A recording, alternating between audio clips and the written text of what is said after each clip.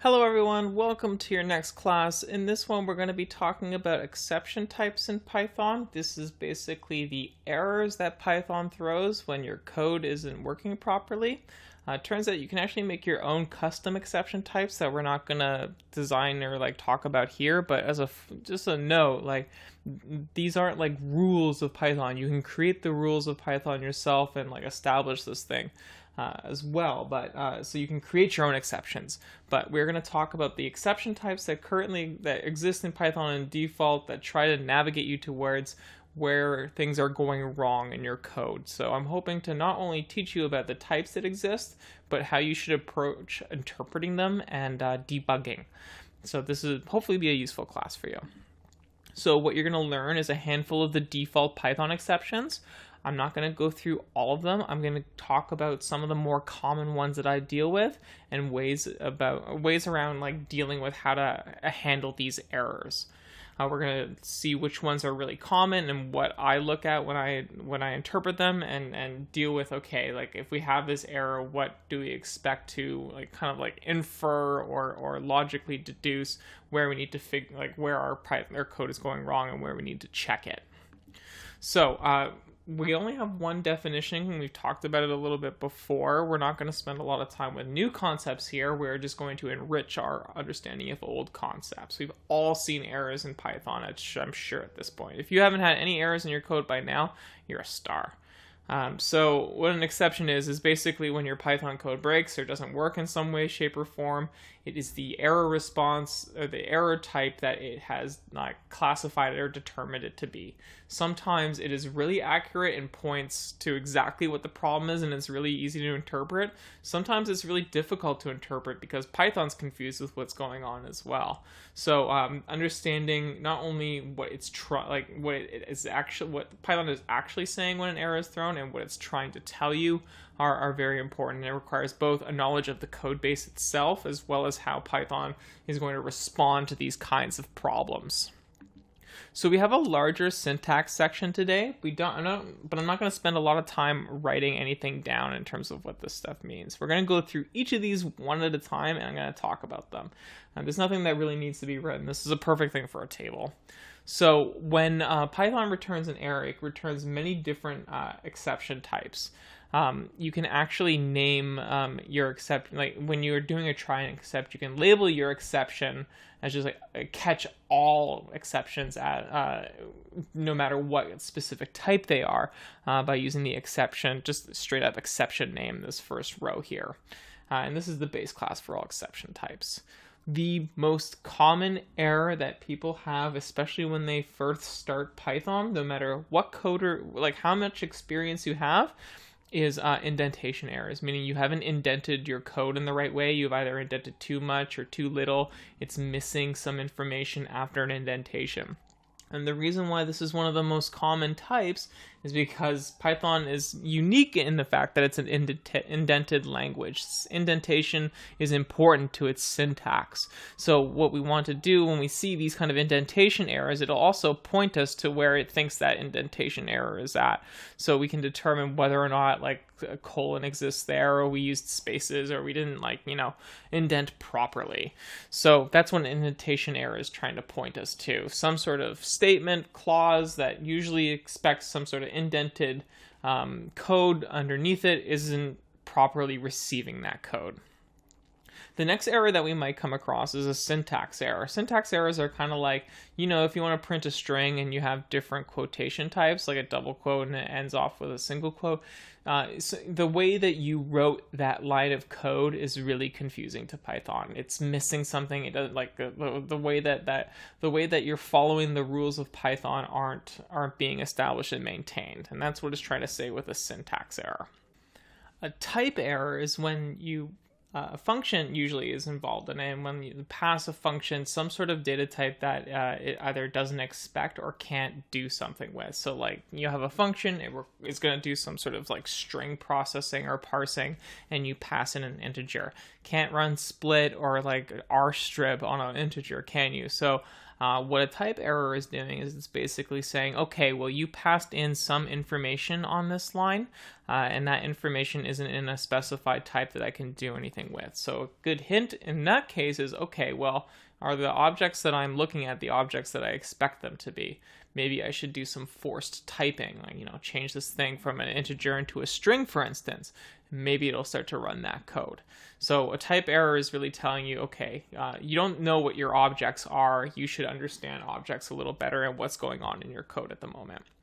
The next type of error that I'm showing you is a value error. So let's say you have a function and you pass in a parameter like, okay, well, I want the opacity of this colored dot to be, 80%. But let's say you put in like 120%, 120. Well, you can't have 120% opacity. You can't have that kind of contrast. So you've passed in the right type, but the value that you've given is not something that the function can do anything with, either because it's like impossible or you didn't put in a proper value type that it was expecting. And I/O errors may be something that you guys have encountered in your problem sections.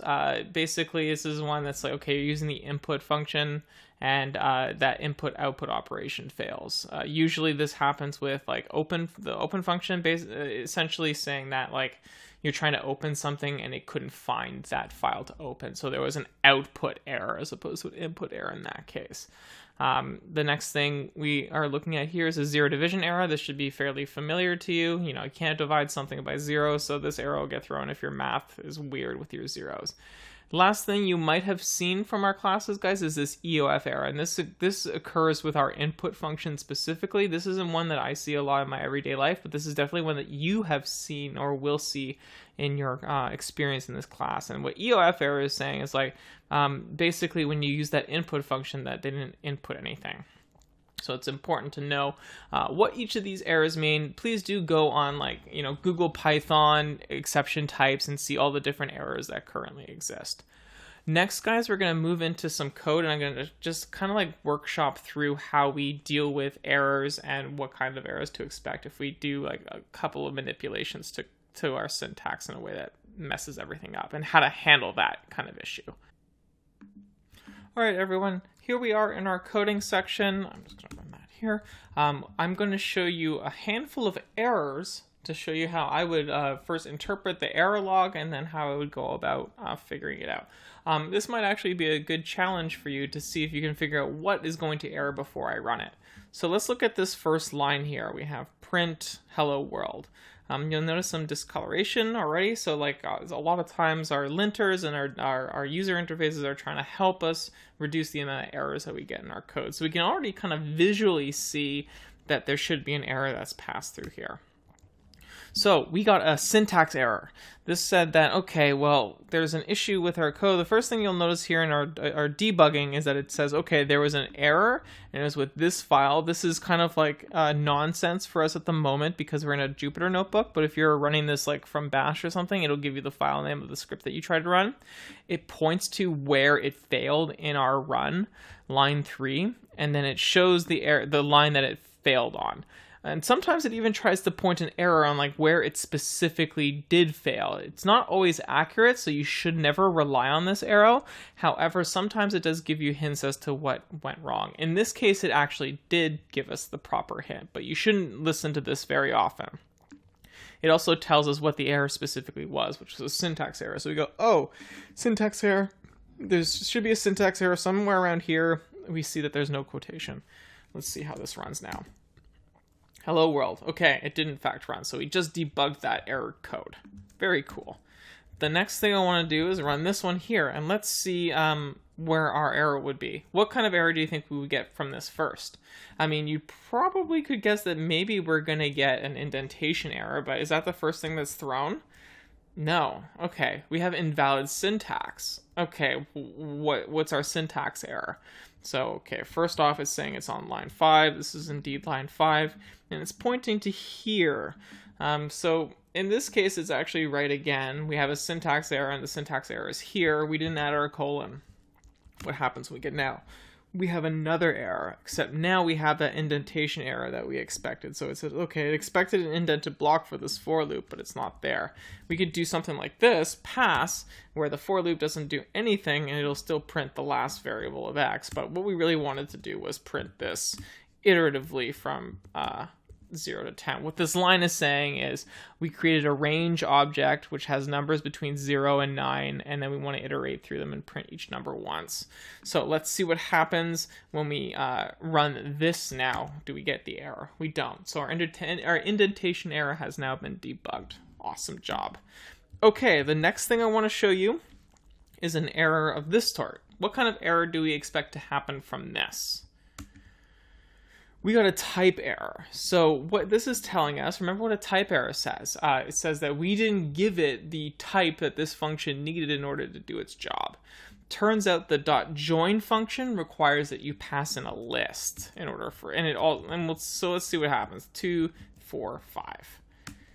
We also got another type error. So it said, okay, so yeah, we got a type error before, but the problem is, like, it's not only the type of the object itself, but it's the types within it. So it says it expected a string, but it found integers. So what this means is that, okay, not only did it need a list, but it wants a list of strings.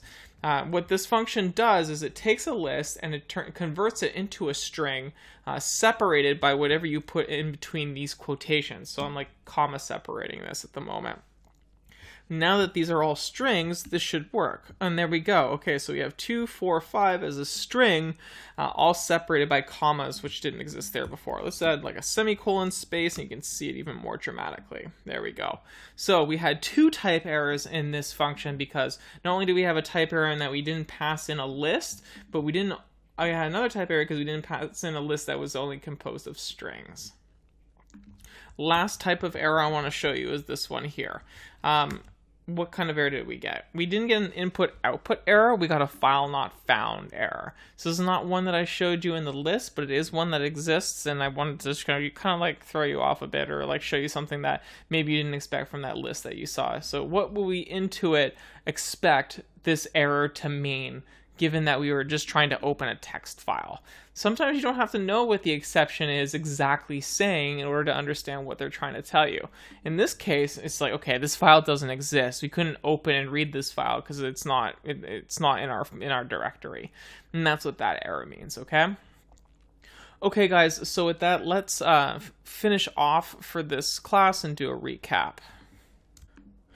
Alright, what did we learn today, guys? We learned about some common exception types and what they mean, how to define them, how to interpret them. We also looked at, like, okay, once we get an error, how do we look at that error? What is all the stuff that's being thrown at us trying to tell us?